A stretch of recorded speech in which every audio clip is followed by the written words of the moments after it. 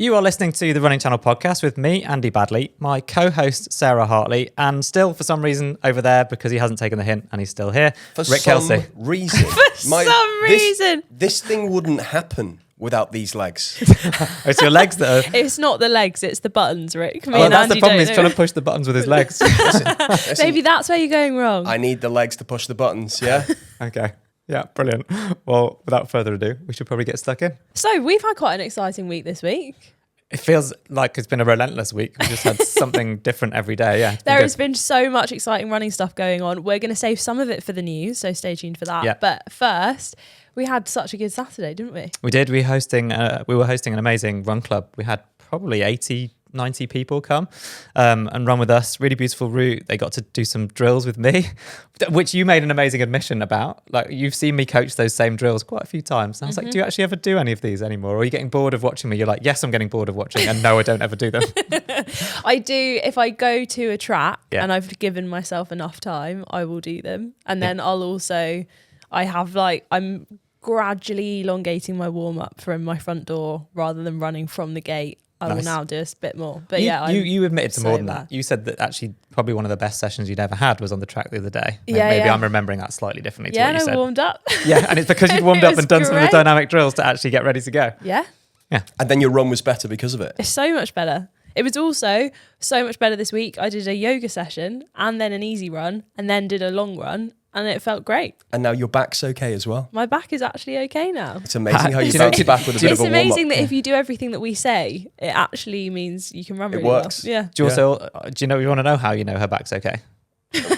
Because she's sitting comfortably. She hasn't been moaning about it constantly for the last however many hours. Hey, look, back pain is incredibly painful. No, I know.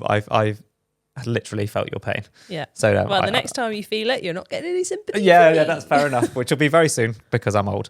So we did this run club. We had these people come for the run with us. What always gets me as well, same as on the podcast, is the questions that people will ask. That some of them are brilliant and a little bit scary because they'll be about something that one of us has said on the podcast that I've totally forgotten about, which is amazing. But then also just stuff that's really insightful, and it reminds me the reason why we're doing it in the first place is that there's loads of questions that might seem like they're really individual to one person, but then when they ask it, you're like, yes, actually, I've always wondered that, or hopefully we've got an answer for it if they're asking us the questions.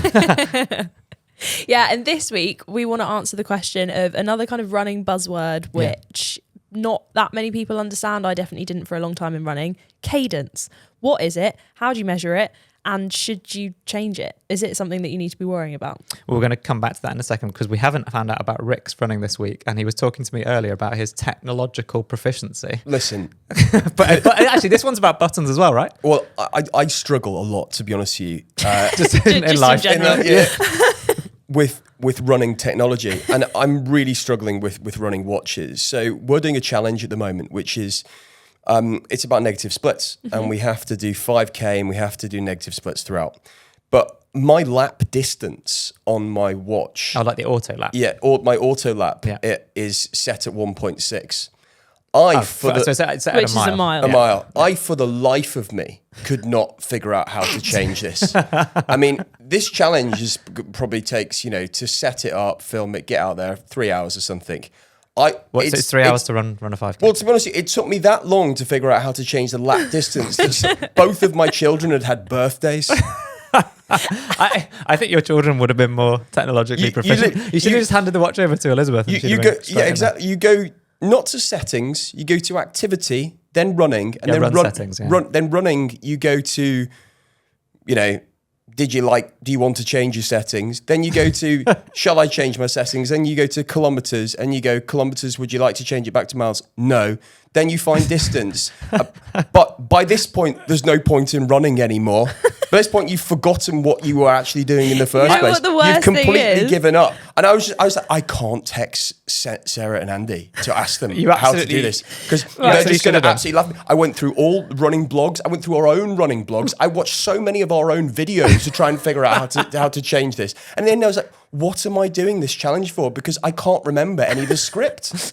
What I love is that, number one, if you'd even Googled that, I could have found you an answer in 5 seconds. I did Google it. You could have messaged us and we would have found you an answer in 5 seconds. And 3, the the process that you explained to get to there actually seems quite logical. Yeah. That's a run setting. I So honestly- go to Best- run Watch. settings. It's not on the app. Oh, it's you wanna- on the watch. Yeah, but you're out there. You want to be able to change it whilst you're out at a run, right? The best thing Yeah. about that though is that Yeah, you're what saying, about that's if a you're good rocking point. up to That a is- start line and you're like, oh no, I've left my phone in my drop bag. Well, you missed the race because it takes that flaming long. but you'll have missed the race. Everyone else has cracked on, Yeah, including everyone me and else Sarah. is like, let me just swiftly change my The watch. best bit as well is that during that story, you were like, by the end of that whole process, you more or less lost the will to go out and do it. And I'm pretty sure that would have been the same for anyone listening to this podcast, listening to that anecdote. Which is why we're going to talk about running cadence. Yes, Yeah, let's hopefully speed you're this up. already running if you're listening to this. But if you're not, do get out the door. We'll get more interesting. Yeah. So yeah, cadence. Let's start with what is it? It's something that people talk about a lot. And you'll hear a lot of people also mention 180 as this kind of magical cadence number. Mm-hmm. Well, we're going to ignore that. And I'll tell you why a little bit later, I suppose. But cadence, first off, it's how many steps you take per minute. So it's measured in steps or strides per minute. SPM. Yes, nice. Sarah straight in with the acronym. Rick also looks very happy because it's one that he knew. What, 163? 163 is Rick's cadence. Is that yours? That's my so average is that cadence. your average on like a hard effort or your average on an easy It's my run? average overall cadence because I know how to find that in my watch Brilliant. and in the app, right? and in the app. Yeah, brilliant. Yeah. Although it does vary. I'd say, your cadence does go up and down. So my max cadence, if I was kind of going all out on a 5K, would be about 183. Right. So it does move up quite a bit compared up and down. Yeah, that's a good point. So let's start there. Thanks, Rick. There's a lot of talk about 180 as a magical number for what your cadence should, in inverted commas, be. But all of that just came from a study of elite runners, I think in like maybe a 10K or something at a World Championships, where someone measured their cadence and the average of all of the best runners in the world was 180. But what that doesn't tell you is that in that same race, there were elites running very similar times to each other, where some of them had a cadence of 200 and some of them had a cadence of 160, which then averaged at 180. So to tell anyone out there, oh, you need to be 180 is nonsense. So And will your cadence change depending on what distance you're running as well? Or is it yeah. totally speed based? I guess that's the same thing. But Yeah, if you, well, if you ran all the distances at the same speed, Yeah. then your cadence would be similar, apart from if you got tired. yeah. But So yes, 180, is that going to be totally like that? Giving that figure as like a desired thing, that isn't going to be the same if you're heading out for an easy 5K or if you're in No. a 5K race or if you're in a 10K race. Like 180 in a marathon is going to be quite hard to hit yeah, for some people. well, exactly, and it depends on what your normal cadence is. So everyone will have their own individual range of cadences which are unique to them, and they will be different at each pace, because something needs to change for you to run faster. So if you're running at a faster pace and your stride length stayed the same, then you would have to have a higher cadence. But in reality, both of them should increase a little bit. If you're being more powerful because you're running more quickly, then your stride length will get longer, but your cadence might also change a little bit as well. So you're kind of changing both of them. But what you don't want to do is change them so much that you overstride. So if you really increased your stride length but kept your cadence the same, then you'd be taking these kind of long bounding leaps, which would be really bad because you'd be making contact with the ground way out in front of you, which that slows you down because as you hit the ground, you hit with your heel, you'd be braking and slowing down. So yes, you need to increase your cadence kind of accordingly. So in theory, if you're being more cautious on a run, maybe because you're returning from injury, Yeah. then your cadence would be shorter. So you'd have more steps per minute because you wouldn't be striding. So you mean quite your as stride far. length would be shorter and your cadence would be higher for Sorry, the your same. cadence, so your cadence would be higher. Yeah, and actually that's what I think we touched on this when we were talking about your return from surgery and stuff in a previous episode, but also we'd advised, or I would have been advised this, that if you're setting off on a long run, for example, and you haven't done any kind of massive warm-up, then setting off in that first 5 to 10 minutes with an increased cadence will reduce the impact and allow your musculature to kind of warm up more effectively, because you're taking sort of slightly more shuffly steps, which means you're not overstriding. So therefore the impact is slightly reduced. So a higher cadence then? Yes, Yeah, higher cadence, lower stride length. So you're sort of deliberately shuffling a little bit to start with. And if you watch the Kenyans, that's what they do as well. That they start incredibly slowly, but they'll have a slightly quicker turnover. So yeah, you just want to be starting with quicker, shorter steps before you then get into your natural rhythm. Yeah, my cadence is much higher now than it was 3 years ago. Yeah. Post osteotomy. So post all of the knee issues. Yeah. And that does, like, having a higher cadence, but you've probably got a similar or maybe even a reduced stride length based on like what you've been through and the change to your mechanics. That makes sense to me. But then people will always ask, like, should you try to improve your cadence? So we've done a whole video about that. Yeah, was cadence ever something in your training that you focused on? Did you ever take your cadence into account in this could be because everyone always talks about 1% improvements. If someone's looking to get faster over a distance, is this one of the 1% that could help?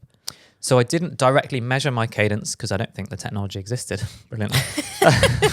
There was just someone next to you with a tape measure and a stopwatch. Yeah, and a or slate, a clicker. a slate and a chalk. Just make. It wouldn't have changed that much though, Andy, would it? So what is it now? What's your stride length now? Oh, I didn't look at my stride length. I did look at my cadence, which on somewhere in that 170 region, but obviously changes on different runs.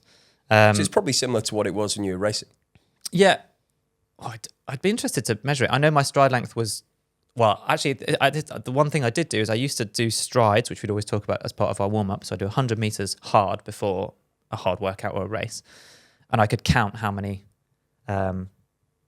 strides it took me to, now I'm trying to remember how many it was, to do exactly 100 meters. And I want to say just watch the cogs in Andy's brain. It was just short of 25 strides, but that was counting one leg. So that means 50 strides. So then each of my strides would have been 2 meters. Wow, that's enormous. That is absolutely enormous. Sarah, I cannot tell you how mammoth that is. Rick looks shocked. What was your stride length? 1.1 you'd said before this, right? Yeah. I mean, that's almost double. I geek out on this kind of stuff. So my stride length's 118. I imagine yours 118 centimeters. Yeah. So 2 meters. I mean, that is Goliath territory.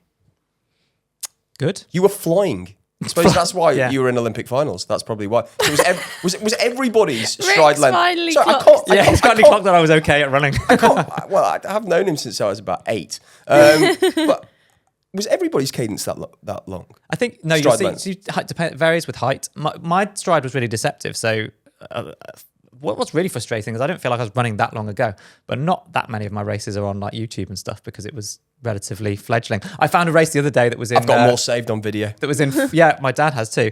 I found a race the other day. It was in 4:3 aspect ratio. He wasn't even in widescreen. But it was only 5 years ago. I mean, what have you just not updated your television? That's when I finished running. But like, if you think about, I suppose what I'd consider the peak when I was running my fastest was like 2008 till 2012. So during that, in the early part of that, I think widescreen actually had only just come in, so it wasn't always anyway. But what was deceptive is my knee carriage in front of me was really low, so I didn't lift my knees very high, and people would make fun of that. So it didn't look like I had a long stride. And so it was really deceptive. And so plenty of my training partners would really struggle to run behind me and be able to gauge what pace I was running at. I see. So I get it. So I didn't mean to interrupt you. I shouldn't interrupt an Olympic athlete when he's in his full stride. Well, like you said, you've known. Oh, brilliant. Incredible. Full 2 meter stride. Incredible. Look at the broadcasting professional there. You were deceiving people. So this is how you won all those races. You used to deceive people. You were the gazelle on the track, weren't you? We genuinely, Andy and myself, we had conversations about this. There was a couple of races that I did where that was the game plan. Like, I know some people would remember me from running at the back a lot, and that ironically was when I was most confident, because if I was running towards the back, I knew I could see what was in front of me and then hopefully pick up through it and then sprint at the end. But in some races, I would go to the front deliberately early in the race, and then we'd have it as a strategy that with 700 meters to go, I would go to the front and just start pushing a little bit. But because my stride didn't really change and it was deceptive anyway, quite often I did that a few times and almost immediately would get a gap, because the people behind me wouldn't have realised that I was making a bit more effort and that we were actually running faster. And then all of a sudden you can get 3, 4, 5 meters as a gap. And then I could look up on the big screen maybe and see that I had a gap, and then just increase again and try and build on that gap. And then by the time that, if my main rivals potentially weren't right behind me when that happened, if they're like sitting 4th or 5th in the pack and the people in front of them don't react, then all of a sudden I've got 10 or 20 meters on the people who I'm actually worried about potentially. I see. So anyway, that's a nice little aside, little trip down memory lane and 4:3 aspect ratio in black and white. Sarah looks confused. She doesn't know what I'm talking about. Doesn't remember when there was only 3 TV channels. No. Hang on. So, I mean, I forgot how we segued into that. We were talking about, does it differ between like different athletes as well? And you were saying height is a big one. So I know after London Marathon, it always comes up as a bit of a buzzword of like, oh, what was everyone's cadence running? And there are really, really big differences between the elites, because if you are if you are a gazelle like Andy and you've got a nice long stride length, then that might mean that your cadence is a little bit lower. Whereas there are some people where their cadence, even in a marathon, is like over 200 because they might be a bit shorter, and so they're taking a lot more steps with a shorter stride length. Yeah, and that is literally just maths, isn't it? If you've got a much if you've got two people of vastly different heights and builds running next to each other, running at the same pace, and you can see that they've got a different stride length, and they've obviously also got a different cadence to kind of compensate. I always find that really interesting though, because it's very easy to assume that like, oh, there's like a perfect anatomy of a runner in that like they need to have really long legs so that they can have this like perfect stride length and tick over. But actually I find the runners that are the most impressive are the ones where it looks hard, like, but they're still going at exactly the same pace. Like there are people who have won races by absolutely belting it down, and you can see that effort coming in. Whereas like you say, you just look too easy when so you're a high cadence then, basically. I definitely didn't a high feel... cadence, yeah. Well, athletes like Charlotte Purdue, she's like quite a small athlete, so her cadence always looks like she's absolutely sprinting nailing it. Even though that pace might feel comfortable. But I bet you her stride length is still pretty long. It'd be really deceptive. Well, that's the thing, she's got quite nice, you can see that when people are kicking up behind them and the way that they're like rotation of their legs and stuff. But to talk about why you might want to change cadence, because that's what the advice is, if you could slightly increase your cadence, then most people might benefit from that. Yeah. If you've not had any injury problems and you're all like, don't try and mess with your running style, most people's bodies self-optimize. But if you have had a few niggles or are stepping up in the distance and looking to go a bit faster or whatever it might be, you can look to make small improvements, but trying to go from like 160 to 180 would be crazy. It's more just that tiny little change, because if you've got a slightly more efficient cadence, then you might be reducing that risk of overstriding, of making foot contact out in front of your hips, where you are therefore braking, putting a lot of extra forces through all of your joints as you make that impact with the ground. So you're therefore minimizing your risk of injury by making a small change. And if someone does want to make a change, what runs are the best ones to have a little bit of a play with cadence? Shorter, easy runs, rather than you don't want to do it in anything that's going to be hard or fatiguing, because you want to do it in the stuff where you can run easily and focus on it, so that you then kind of automatically remember it, muscle memory, in the hard stuff. So you asked me whether I was ever thinking about it. I wasn't measuring it, but I was trying to, in hindsight, adapt or like optimize my cadence by doing drills. So fast kind of cycling drills, which are all focused on using my hamstring and my glutes to bring my foot contact underneath my body as dynamically as possible. And when you watch like particularly the fastest athletes in the world, like the sprinters doing their drills, and you see that snap that they've got with their hamstrings or whatever, where they pull that foot contact underneath there, and you can hear it, like the kind of like snap, snap, snap against the ground. Yeah. All of those drills will help. And then you can do things like on a very slight decline, so not a steep downhill, because downhill running probably is bad for you. You can try to think about increasing your cadence by running quite fast on a short downhill for doing strides like that, because that forces you to bring your foot underneath your hips as you're running, as opposed to reaching out in front of you. Because if you reach out in front of you too much on a downhill, then that's sort of, you're going to fall over, I guess. Yeah, I think what you said there that's quite key, and what I use is that it's not necessarily literally just thinking about that. It's that actually like your cadence will slightly alter if you start thinking about all of those other form improvements. So if you can do those drills, then you might see a difference, and you can look at that and you'll watch stats after. But it's not simply just about like doing a lap of the track and counting and then doing another lap of the track and counting again. No, don't measure it whilst you're doing it. Just think about the cues, like exactly what you've said. I almost don't need to say it again, but think about staying tall, keeping your hips high, and then making these nice snappy foot contacts underneath your body and making those foot contacts as quick as possible. Talk about like the floor is lava as a nice cue. And I think that's basically a brilliant place to finish our summary of cadence. Yeah, if you do have any other questions about cadence, please do email in podcast@therunningchannel.com and we can answer them in a future podcast. But you are listening to the Running Channel podcast. Up next, we've got your questions to answer, plus we've each picked a new story from the world of running to discuss. So today's episode is sponsored by Under Armour, and if you haven't seen it, you need to check out the video where Mo from the Running Channel takes on his most epic experience to date, which is where he was trying to run a sub 3-hour marathon, supported by Under Armour and wearing the Flow Velociti Elite. But now we should probably dive into the latest news. Okay, so I want to start off by talking about an event that we went to on Saturday night of the 10,000 PBs. Nice. It was so epic. I'd never been before, and it was so cool to see runners up close, because I've been to watch elite runners before, Yeah. but you're not ever, you basically, I can't even get my words out. I'm so So, excited yeah, about so it. excited. If you go to watch runners on a track, normally you are in the stands quite far away. Yes. At night of the 10,000s, you are literally trackside. Like you can see the sweat Yeah, they let flying off their faces. Let people in lane 3 and in the infield, so you're literally you're within a few feet of the runners as they fly past, and you don't on the TV as well. You've got no idea how fast these guys are running, guys, girls, whoever's involved. Like you've got no perception of the speed unless you see them flash past. Wow. But even when they are going past in real life, it still doesn't quite feel real. And like I think running is so deceptive in that there were people flying past at like 2-3 minute kilometer pace, and it still looks like, how long can I keep up with that for? And then you actually work out how fast they're running and go, wow, they look effortless coming past. Yeah, and then you see the ones that don't. You were talking about loving watching people where their like cadence or running style is like looks more aggressive, like they're really trying hard. But watching the elite races towards the end of the night, the people at the front did look so effortless. So in particular, Paul Chalimo, who won the men's race. Yeah, He broke the meeting record. He ran, I want to say 27:12. So he just missed out on the world championship standards. But those standards have been made crazy fast by the way that shoe technology is changing. Yeah.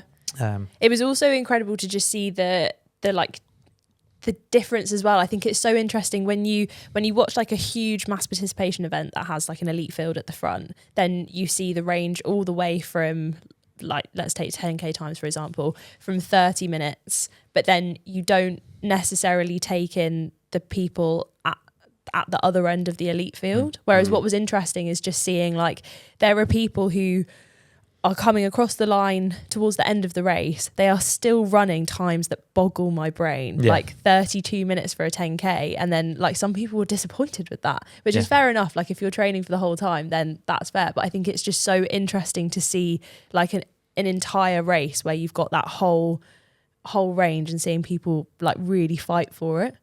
Yeah, just for anyone who's watching or listening who doesn't know what we're talking about, this is essentially the Glastonbury of athletics, is how it's been described. That makes you sound really old. That's what they had on the posters. Oh, is it? Yeah. I like it. I think that's good. Yeah, Rick's old as well, though. So, but the point is, Glastonbury of athletics. it feels like a festival. Yeah. So it's free Yeah, it entry was to cool. anyone who wants to come and watch it. They have beer tents that spread over the whole of both straights. So the beer tents essentially mounted on the infield and then span the whole of the track on the back straight and the home straight. And then the audience, the people, the fans watching, are allowed all the way into lane 3. So only the inside 3 lanes are used. And just that atmosphere that creates, it gets dark as the elite races are kind of starting. There's pyrotechnics, so there's flamethrowers going up into the sky. That's really cool. Yeah. That I think they need at the Olympics. Well, they have the Olympic They have got the flame. Olympic flame. Yeah, but they don't have this. Literally had like above the. So when it took a couple of races for me to understand this, but when they had 4 laps to go. Yeah. On the 4 laps to go, 1 flame would go up. On 3 laps to go, 2 flames would go up. And then it would basically count it down in flames. And then when the winner crossed the line, the whole arch over the finish line was just fire. Yeah. It's really hard to describe. It's particularly like... I thought I did quite well there. No, it's brilliant. But what I meant is it's really hard to describe just how much is happening. Yeah. So it's like, it's quite an overwhelming sensory experience. Yeah. But I think it's also like you don't need to know what's going on, which is quite nice as well. Like it's not like I've been to some sports events where I haven't known any of the rules before going, and you literally spend like the first half going like, so why have they stopped? Whereas like running, it's literally you can first see person across the line. Yeah, first person across the line. Obviously it's lapped, like some people will get lapped, but you can there was a motorbike going around with the lead runner as well. So you always knew where they were. Yeah, and they had the screens as well. They had big screens everywhere with the lap times. And then the brilliant thing is that I think you just got, even if you didn't know who people were, it sort of didn't matter. You got swept up in the excitement. It was just this huge buzz that you outside of the major championships, you don't get. And like there was a lot of chat from the people I was speaking to about like, how can we do this as a sport to actually make people care about, 10,000 meter running. The reason they did it was like the in everyone's mind, the boring bit of track and field. So when that was on TV, they always cut to ads or they'd cut to other events, field events and so on. Whereas I think most people would prefer to have like I focus on the field events for a chunk of time. So you actually get to experience that building up. But then if the 10K is on, to watch the whole thing. No, completely. Yeah. This is the running equivalent of the 100 in cricket, where they've tried to make cricket really exciting. Yes. Over a shorter period of time. Although pyrotechnics and running, I'm not sure if they always go together.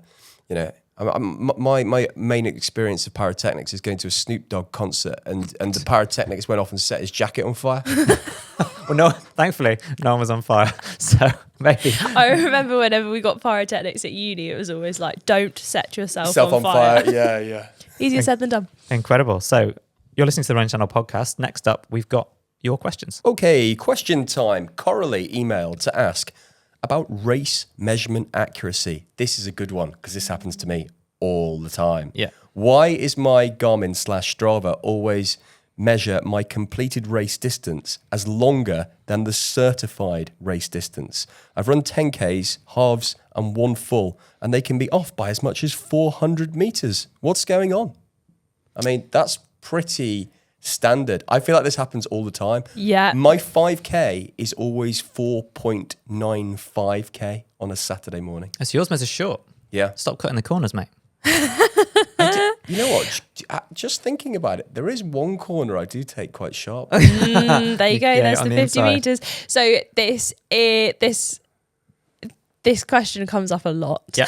And this has happened to me quite a lot. The longer the race is, the more likely that you are not going to be running bang on The line. what that distance is, because Yeah. of a number of different factors. Number one, if you're running a marathon, you can't run in a straight line because you're going to be going to the aid stations. And you're dodging people. You're dodging people, you're weaving through. That's why at loads of the big races, they have literally a painted line on the floor to get you as close to to that as possible. you can be. But I have never run a marathon and not hit marathon distance on my watch before getting to the line. So what my biggest tip to anyone, if you're going for like a certain time, Yeah. is to use the time that is on your watch and the distant markers that are on the course. Because I have been like on track for sub 4 hours, but actually I'm 20 seconds behind before I hit a distance marker. Do you see what I mean? What are you saying you do? You'd use the distance markers as like to hit Yeah, so lap. when my watch goes off, the last time when I went for 4 hours, I had a little wristband on that I bought at the expo, which had all of the like kilometer. I think it was split up into every 5 kilometer mark and what time I needed to hit sub 4. Yeah. So when I hit that time on my watch, I would check and I would make sure that I was always inside of that, because I would quite often be like 20, 30 meters away from, say it was like 10K, Yeah. I would be like 30 meters away from the 10K marker. So then when I actually crossed the 10K marker, I would then check my watch again to make sure that I was still ahead. But you wouldn't actually push a button. No, you No. still had the auto lap lapping, right? Yeah, I But- still had auto give lap you a going. gauge. I guess if you wanted to, you could also lap your watch to check, but you don't need to. Yeah, I think because I know there was another part to Corey's question, I think, which was like, how should she pace herself? Yeah. And I think that ties in really nicely to Mo's 3-hour attempt that he ran recently at the marathon. So he was using his watch to pace him, but it was quite a windy course in Milton Keynes, a lot of people to dodge through. And so he wasn't as aware as he probably should have been of where the actual physical markers were on the course. And I think that Sarah's right. Like the only way to pace accurately is to use a combination. So look at what your watch does, but don't rely on it, and do clock it when you go through 10K. Have some key things written on your arm or on a bracelet or whatever, so you know what the time should be. You could turn auto lap off altogether and literally manually lap it every time that you go through. But you've got to remember to do it then, haven't you? Yes, exactly. So it's probably like a hybrid of those two things. But another tip would be that, one of the factors is you're running slightly further because you're not following the line exactly. Another one is, in London Marathon, for example, there's a section with really tall buildings or underpasses and so on, and the GPS is traditionally famously poor, so you can't get accurate kind of readings. And anything that happens where you go through woods or next to tall buildings, whatever, will impact your GPS drift. So there are things that you can do to improve that, though. One of them would be when most watches ship, they're set to a default mode which is less accurate because it uses less battery. So it might be that the GPS updates every 5, 10, 15, 20 seconds. but you can set it to its most accurate setting, Oh, I which see. is every second. So it just drains the battery a lot more, but actually it's much more accurate. Yeah, but See, I'm not going to try and do that on my watch. I'll be here till next year. yeah, you'll still be running. It'll be longer than running the Just marathon. come to us, we'll set it up for you. I think though for most people, I'm kind of now I've come to terms with the fact that the longer you run, the more likely you are going to go over. The one thing that would hurt me in a race is if it's too short, because then it's like, because if it's too You long haven't quite done it. and Yeah. you hit your, like I know people as well who like have run London and they were like maybe going for 4 or 3 hours and they've been like just over, but then Yes. their watch has ticked over a marathon and they've maybe hit their goal on the Yeah. finish straight. Yeah. That's obviously hard, but I would say like always just plan as if it's going to be a little bit too long. Yeah, be aware of the course markers. Set your watch to the right settings instead of taking it out of the box. And there is one of the setting is some watches now come with GNSS is Garmin's equivalent, which is like multi-band GPS. So it can use multiple satellites at once or systems at once to find the most accurate reading, even if you're in a kind of built-up area. So change your settings and be aware of the physical markers on the course. That's literally an acronym party. GNNNNS. Yeah, I don't actually know what GNSS stands for. We'll find out by next week. Yeah. Here comes the next question. This one from John. John has emailed asking, do you use your daily runner shoe every day on consecutive days, or do you let it rest? I read something about decompression theory with running shoes. Ooh, tricky one. I just grab whatever's near the front door. Well, we're all lucky that we have the luxury of testing a whole bunch of shoes for the running channel. Most people aren't as lucky. I think the answer to I don't know I don't know the answer for sure for the modern foams that have changed so much in the last 2 or 3 years, but certainly historically, foams definitely needed a little bit of time to decompress. So to kind of bounce back from having been put through the paces of running maybe a couple of hours on a long run, that then if you were going to run the next day in that same pair of shoes, you might be better off rotating 2 identical pairs of shoes to kind of give each one the chance to bounce back. I don't know for sure the science or the testing behind the current foams, but I would say that if you have the luxury of having a couple of different pairs of shoes, then it's likely to make them last longer than just if you bought one shoe, wore it out, and then bought the same shoe again. Makes sense. Yeah, I would agree with that. And I think definitely with like the softer the foam, personally, the longer I want to leave it. But I never really think of that as a conscious choice. There's also the I don't smell run. though as well. You just kind of let your... That's a very personal thing, Rick. Oh, true. But you know, in general... Is There's that a why reason you let rotate them yours? Yeah, you let them breathe. It's also why we put him on that table over there. Miles away Letting from him us. breathe Yeah. over was in the corner. wondering about that. Oh, very good. Well, incredible. You've been listening to the Running Channel podcast. If you would like to have your questions answered by us, then email in to podcast@therunningchannel.com. And also make sure, if you'd like to, that you rate and do something else. What Leave us a review. Yeah, if you'd like to, do it right now. How many weeks Put have a we been comment. doing Yeah. this? Sarah normally does this This bit. is podcast number 19. And you tell us still where you're can't from. do it. Tell us where you're from. Oh, Yes. Rick. Yes. You'll never guess what. We've had some questions in and they're coming next week. So stay tuned because people know where they're from. I am so excited. And we know where they're from. Not in a creepy way. See you then.